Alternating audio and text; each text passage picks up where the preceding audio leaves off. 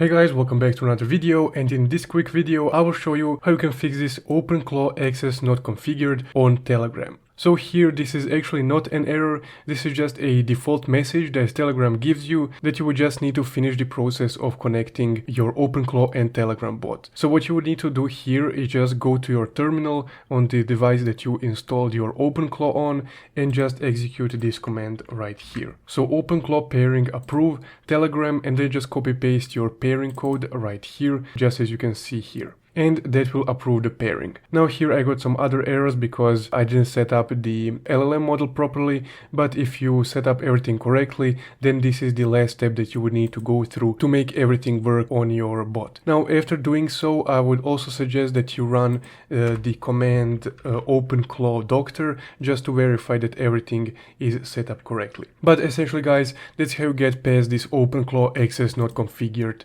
message. If you found this video helpful, you can watch my other OpenClaw videos, and I'll see you in one of those. Thank you for watching.